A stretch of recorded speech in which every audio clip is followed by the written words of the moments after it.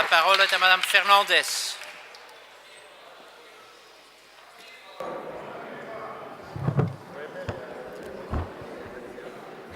Monsieur le Président,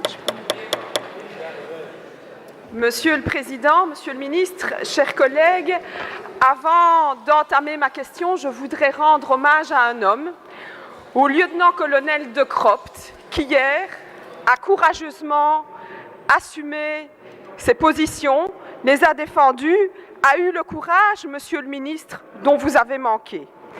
Car la première évidence, après les auditions d'hier, c'est que le gouvernement, que vous, Monsieur le Ministre, vous n'avez à aucun moment réellement étudié la possibilité du prolongement de nos avions de chasse. Ça, c'est une des vérités. Je le rappelle, un marché de 15 milliards d'euros, 2300 € par contribuable, et vous n'avez pas cherché à savoir la vérité. Un manque de curiosité qui paraît incompréhensible. Et je dirais même que lorsqu'on impose au quotidien l'austérité aux citoyens, ce manque de curiosité est indécent.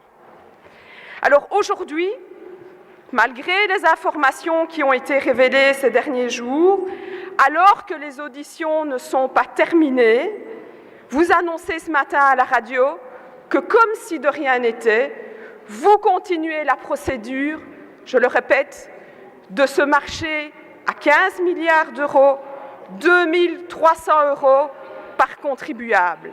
C'est indécent. Alors voici mes questions, Monsieur le Ministre.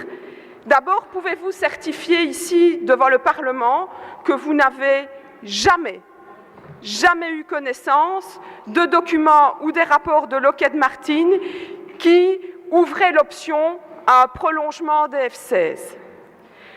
Pouvez-vous nous dire si depuis les nouvelles révélations et les nouveaux éléments que nous avons tous en notre possession, vous avez fait budgéter le plan B du prolongement des avions de chasse?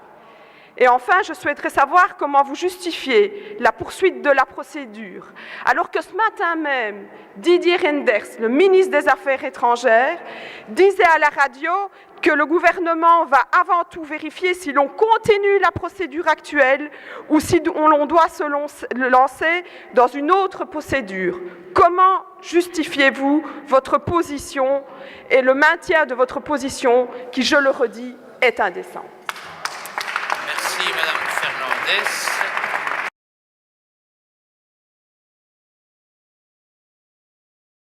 Madame Fernandez. Oui, Monsieur le Ministre, je voudrais juste vous dire que ce qu'ont fait les parlementaires hier pendant plus de 12 heures, c'est ce que vous n'avez pas fait. C'est s'intéresser au dossier, c'est poser des questions, c'est chercher à le comprendre, c'est chercher la vérité. Nous l'avons fait hier pendant 12 heures, vous ne l'avez pas fait.